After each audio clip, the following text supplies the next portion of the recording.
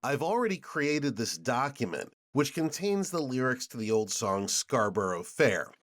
This video is brought to you by Oppie Pies Academy.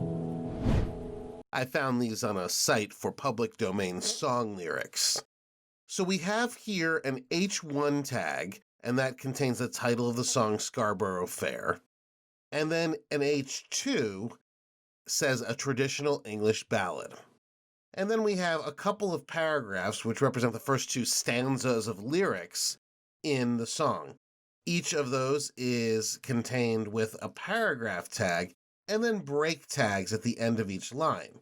So if we take a look at this in the browser, it's going to look pretty much like you've come to expect. A little bit boring, right? We've got the Times New Roman text for the paragraph tags here, 12 points.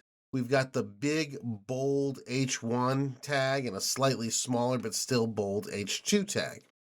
So if we don't provide any information on how we want our HTML to be styled, the web browser uses its internal default style sheet to style the elements.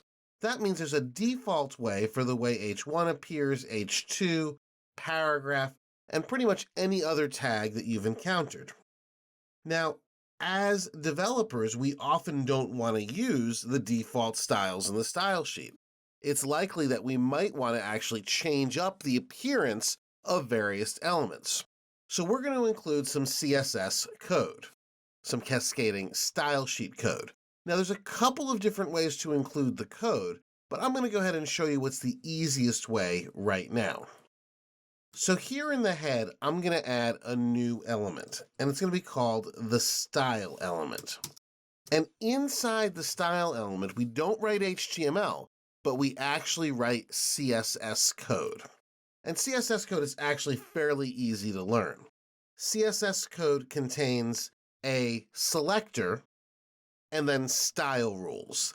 The selector determines exactly what element is being styled, or elements, and then the style rules determine how we are styling it. For example, let's make a first selector H1. So this will select any H1 tags that are on this page. There only happens to be one at this point.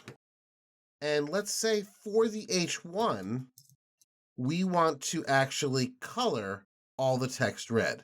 Now note how I use the curly brackets, and I'm going to put the rules inside the curly brackets. Also note that your development environment, brackets, knows the CSS syntax as well. So you see this drop down that formed right here gives me many of the CSS rule options.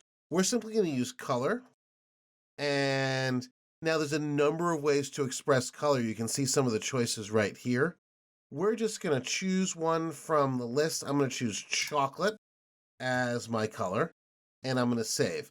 Now, there's actually 16.7 million distinct colors that you can choose, and we'll go over how to choose specific colors a little bit later, but for now, we're just going to use the named colors. All right, so we've selected the H1 tag. We've selected a rule color, chocolate. So now, when we save the document and we refresh in the browser, the H1 gets that chocolate color. I don't know if that's really chocolate. It's kind of milk chocolate, but whatever, it works. Now, we also could add additional rules here to the H1 tag besides color. For example, we might want to control the boldness. Now, by default, it's bold. And we control boldness with font weight. So we could say bold here. Notice it says bold, bolder, lighter. But there's also a choice normal. So if I choose that, watch what happens. We actually undo the bold default of the H1 and make the font weight normal. We could also choose a different tag here. Let's choose the paragraph. So this will select both of the P tags on the page, which means this element, and second, the element right below that starts on line 23, this element. So it's going to select both of those. And let's simply choose a color once again. And I'm going to go for a color like blue.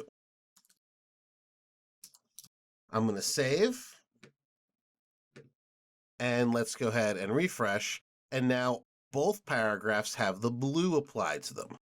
Let's try one more. Let's go ahead and make the font style italic for our paragraphs.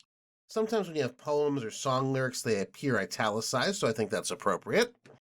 And I'm going to go ahead and refresh. So there we go.